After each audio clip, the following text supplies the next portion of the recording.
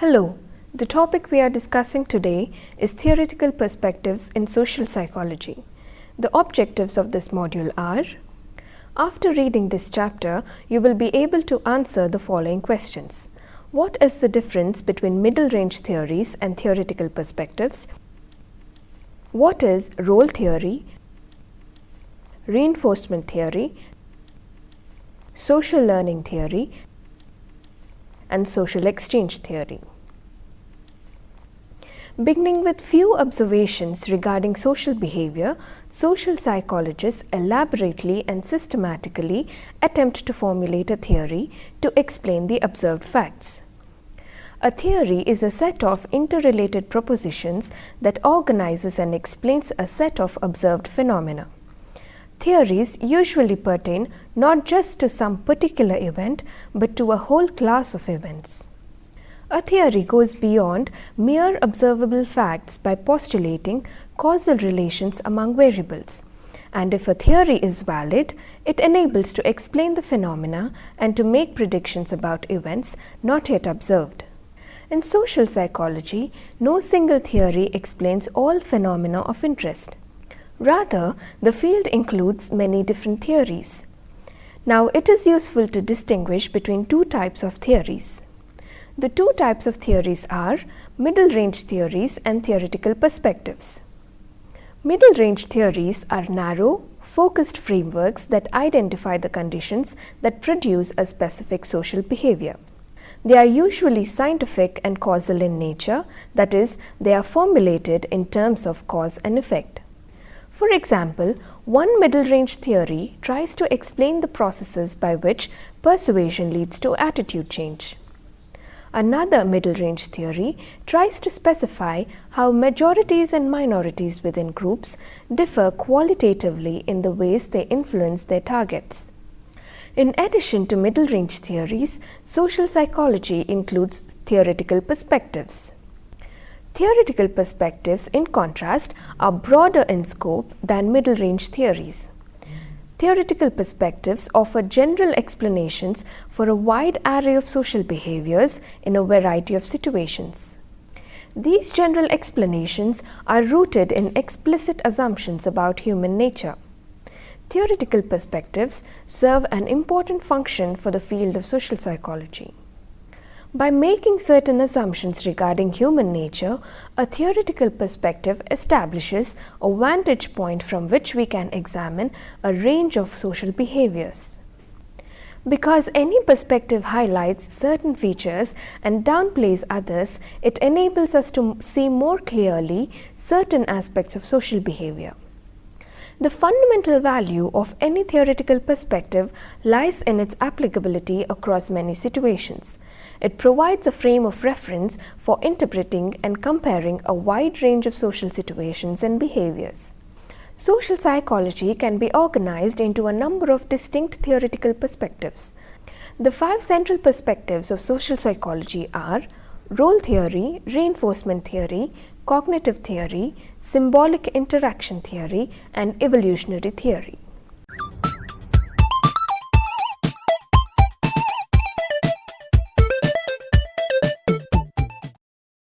According to role theory, our behavior is guided by role expectations held by other people. Roles consist of a set of rules, that is, expectations held by others that function as plans or blueprints and guide behavior. In everyday life, we all perform roles. Anyone who holds a job for that matter is performing a role. For instance, an advertising executive's work role will certainly specify what goal should be pursued, what tasks must be done, and what performances are required. The theoretical perspective that best addresses behavior of this type is role theory. Role theory holds that a substantial proportion of observable day-to-day social behavior is persons carrying out their roles as much as actors carry out their roles on the stage or cricket players performing on the field. The propositions of role theory are: people spend much of their lives participating as members of groups and organizations. Within these groups, people occupy distinct positions such as manager, advertising executive, professor, or police officer and the like. Each of these positions entail a role, which is a set of functions performed by the person for the group. A person's role is defined by expectations held by other group members that specify how he or she should perform. Groups often formalize these expectations as norms, which are rules specifying how a person should behave, what rewards will result from performance, and what punishment will result for non-performance. Individuals usually carry out these rules and perform in accordance with the prevailing norms. In other words, people are primarily conformists. They try to meet the expectations held by others. Group members check each individual's performance to determine whether it conforms with the group norms or not.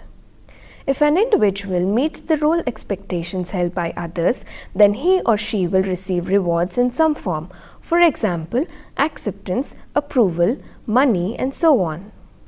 If he or she fails to perform as expected, however, then the group members may embarrass, punish, or even expel that individual from the group. The anticipation that others will apply sanctions ensures performance as expected. So, what is the impact of roles? Role theory implies that if we as analysts have information about the role expectations for a specified position, we can then predict a significant portion of the behavior of the person occupying that position. According to role theory, to change a person's behavior, it is necessary to change or redefine his or her role. This might be done by changing the role expectation held by others with respect to that person, or by shifting that person into an entirely different role. For example, if a person is promoted from being a team member to a team leader, he or she would have to change to match the role demands of the new position. Though they may experience some strain while adjusting to the new role, the behavior will change. Role theory maintains that a person's role determines not only behavior but also beliefs and attitudes. In other words, individuals bring their attitude into congruence with the expectations that they define their roles with.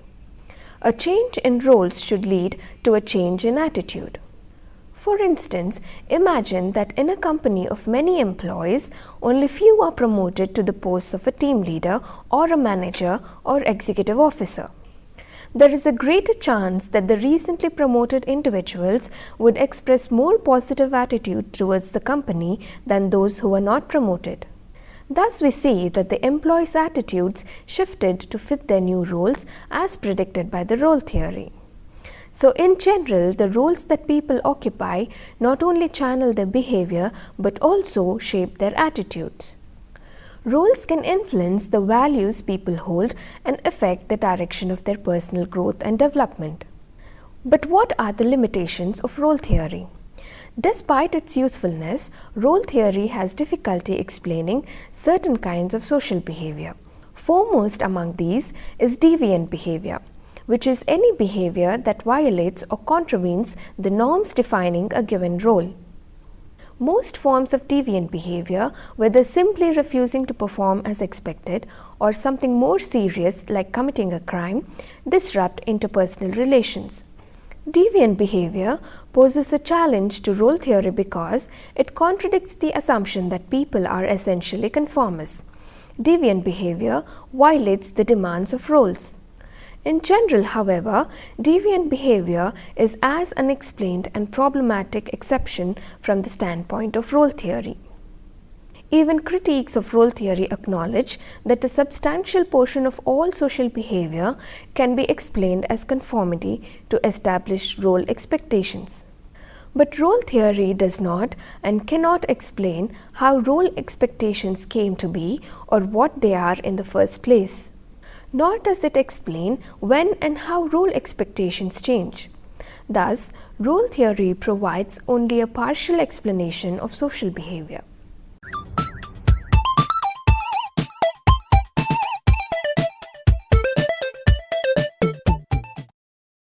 Reinforcement theory is another major perspective on social behavior. The theory begins with the premise that social behavior is governed by external events.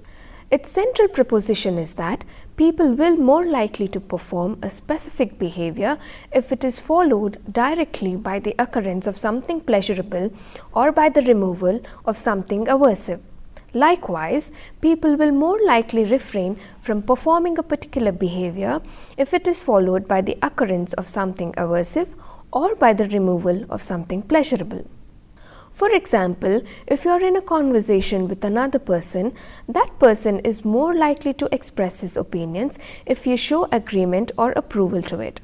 Approval here acts as the reward. However, if you show disagreement or disapproval or take a neutral stance to his opinions, then that person will express fewer opinions. Here, disapproval or taking a neutral stance acts as something aversive. On the whole, a person's behavior during a conversation is substantially influenced by social approval. Let us look at some concepts of reinforcement theory. The reinforcement perspective holds that behavior is determined primarily by external events and not by internal states. Thus, the central concepts of reinforcement theory refer to events that are directly observable. Any event that leads to an alteration or change in behavior is called a stimulus. For example, a traffic light that changes to red is a stimulus, so is a wailing tsunami siren. The change in behavior introduced by a stimulus is called a response. Drivers responding to red light by stopping and families respond to tsunami siren by rushing to a shelter at a safer place. These act as the response. Another concept is reinforcement, which is any favorable outcome that results from a response. Reinforcement strengthens the response, that is, it increases the probability that the response will be repeated. A person's social approval acts as a positive reinforcer that strengthens the partner's response of expressing opinions. Responses that are not reinforced tend to disappear or not be repeated. Reinforcement is important in some forms of learning, most notably through conditioning. In conditioning, a contingency or connection is established between emitting a response and subsequently receiving reinforcement. If a person emits a particular response and this response is then reinforced, the connection between the response and the reinforcement is strengthened. That is, the person will more likely emit the same response in the future in hopes of again receiving the reinforcement. Another related process is stimulus discrimination. This occurs when a person learns the exact conditions under which a response will be reinforced. For example, Satish, a young child, learns that if his mother rings the dinner bell, which acts as a stimulus, he should respond by coming indoors, washing his hands, and sitting in appropriate place at the table.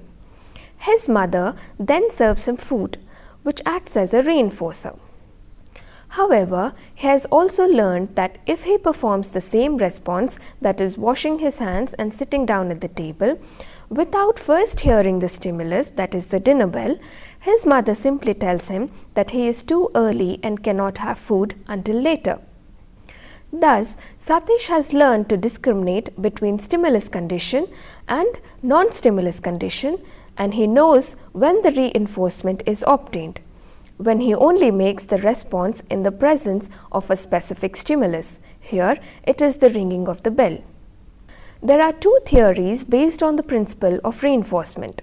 The first is social learning theory and secondly, social exchange theory.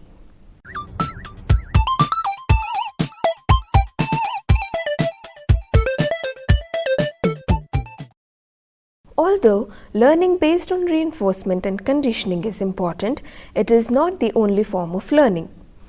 A central proposition of social learning theory is that a person, that is the learner, can acquire new responses simply by observing the behavior of another person, who acts as the model. This observational learning process is called imitation. Imitation is distinguished by the fact that the learner neither performs a response nor receives any reinforcement. Many social responses are learned through imitation. For instance, children learn ethnic and regional speech patterns by imitating adult speakers around them.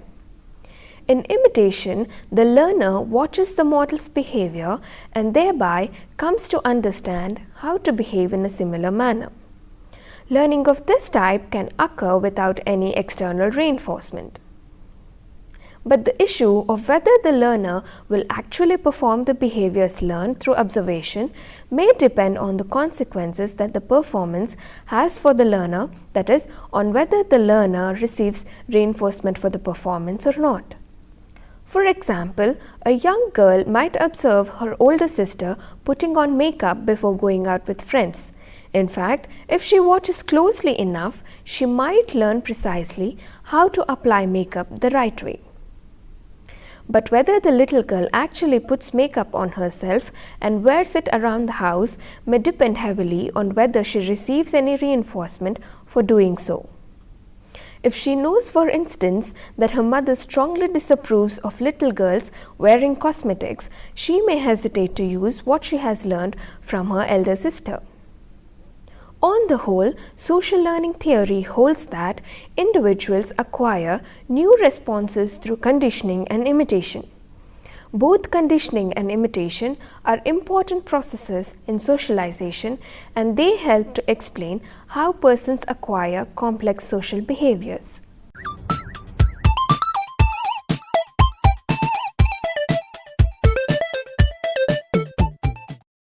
Another important process based on the principle of reinforcement is social exchange. Social exchange theory uses the concept of reinforcement to explain stability and change in relations between individuals. This theory assumes that individuals have freedom of choice and often face social situations in which they must choose among alternative actions. Any action provides some rewards and entails some costs. There are many kinds of socially mediated rewards, such as money, goods and services, prestige or status, approval by others, and the like. The theory posits that individuals are hedonistic, that is, they try to maximize rewards and minimize costs. Consequently, they choose actions that produce good profits and avoid actions that produce poor profits. Concepts of this type apply not only to work relations but also to personal relations. For instance, studies of heterosexual couples in long-term dating relationships show that rewards and costs can explain whether persons stay in or exit from such relationships. The results of these studies indicate that individuals are more likely to stay when the partner is physically and personally attractive. Also, when the relationship does not entail undue hassles such as high monetary costs, broken promises, arguments, and also when romantic involvements with attractive outsiders are not readily available. In other words, they are more likely to stay when the rewards are high and the costs are low, and the alternatives are unpromising. Effects of this type are predicted by social exchange theory. Social exchange theory also predicts the conditions under which people try to change or restructure their relationships. A central concept involved is equity. A state of equity exists in a relationship when the participants feel that the rewards they receive are proportional to the costs they bear. For example, a supervisor may earn more money than a line worker and receive better benefits on the job. But the line worker may nevertheless feel that the relationship is equitable because the supervisor bears more responsibility and has higher level of education. If for some reason a participant feels that the allocation of rewards and costs in a relationship is inequitable, then the relationship is potentially unstable. People find inequity difficult to tolerate, that is, they may feel cheated or exploited and become angry. Social exchange theory predicts that people will try to modify an inequitable relationship. Most likely, they will attempt to reallocate costs and rewards so that the equity is established. There are few limitations of reinforcement theory. Despite its usefulness in understanding why relationships change and how people learn, reinforcement theory has been criticized on various grounds.